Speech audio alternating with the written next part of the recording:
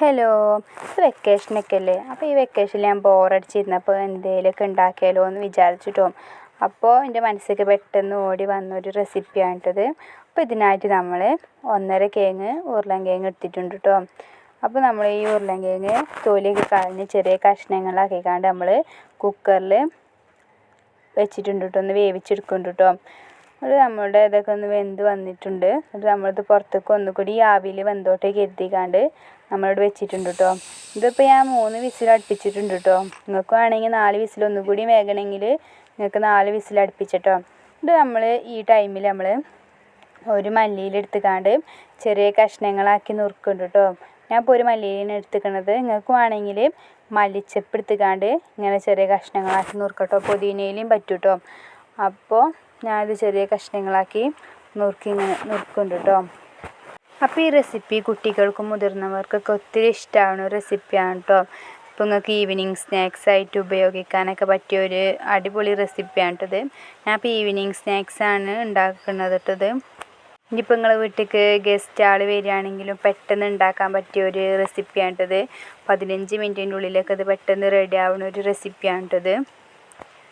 നിങ്ങൾ ഇതേമാതിരി ഇങ്ങനത്തെ റെസിപ്പിയൊക്കെ ഉണ്ടാക്കി നോക്കുന്നുണ്ടെങ്കിൽ ഒന്ന് കമൻറ്റിൽ ഒന്ന് അറിയിക്കണം കേട്ടോ.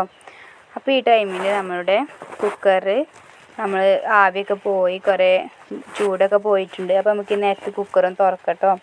ഇത് തുറന്നിട്ട് നമ്മൾ ഈ വെള്ളമൊക്കെ ഒന്ന് കളഞ്ഞിക്കാണ്ട് വേറെ വെള്ളം എടുത്തുകാണ്ട് നമ്മൾ ഈ കേങ്ങ് ഒന്നുകൂടി കേകിക്കാണ്ട് നമ്മൾ ഒരു പാത്രത്തിൽ ഇട്ടുകാണ്ട് ഗ്ലാസ്സിട്ട് നമ്മൾ ഇങ്ങനെ അളിച്ചെടുക്കുന്നുണ്ട് കേട്ടോ.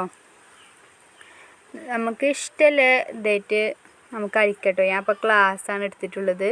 നിങ്ങളുടെ വീട്ടിൽ എന്താണോ ഉള്ളത് അതായിട്ട് നിങ്ങൾക്ക് ഇങ്ങനെ അലിഞ്ഞ് വന്നാൽ മതി കേട്ടോ. എന്തായാലും കുഴപ്പമില്ല കേട്ടോ.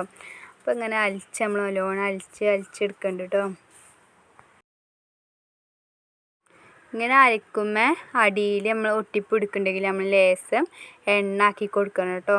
അല്ലെങ്കിൽ ലേസം വെള്ളം ഒഴിച്ചിക്കാണ്ട് ഒന്നുകൂടി ഇങ്ങനെ അലിച്ചെടുത്താൽ മതി കേട്ടോ.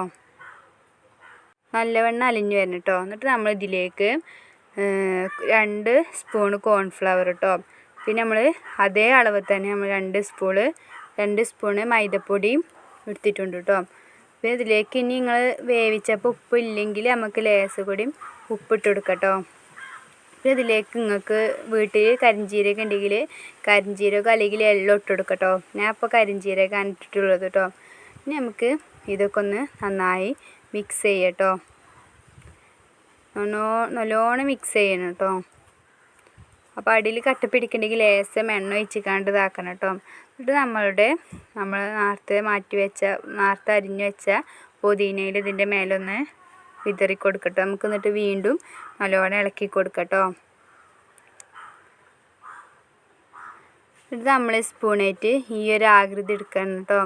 ഇനിയിപ്പോൾ നിങ്ങൾക്ക് ഇങ്ങനെ വയ്ക്കില്ലെങ്കിൽ നമ്മൾ പത്തിരി വരുത്തുമ്പോൾ ആ കുഴലില്ലേ അതിമ വെച്ചിക്കാണ്ട് നമ്മളിങ്ങനെ ഈ ഒരു വട്ടത്തിലുള്ള രീതിയിൽ ആക്കിയാൽ മതി കേട്ടോ. ഞാൻ ഇപ്പോൾ സ്പൂണായിട്ട് ഇങ്ങനെ വട്ടത്തിലാക്കി കൊടുത്തിക്കാം കേട്ടോ.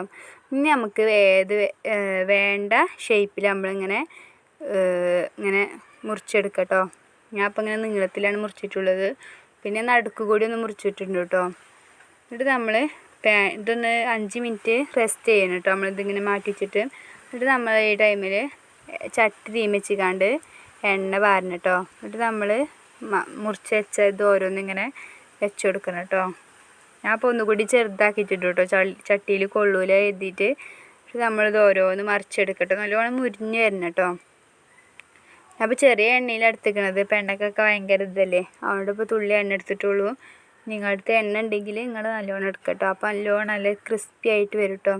അപ്പോൾ നമ്മളിത് ഇതൊക്കെ ഒന്ന് മുരിഞ്ഞ് വന്നിട്ടുണ്ട്. അപ്പോൾ നമുക്കൊന്ന് നെക്കി നോക്കട്ടോ. അപ്പോൾ നല്ല ക്രിസ്പിയാണ് കേട്ടോ, നല്ല ടേസ്റ്റാണ് കേട്ടോ. ഞാൻ തിന്നോക്കിനും ഞാൻ അപ്പോൾ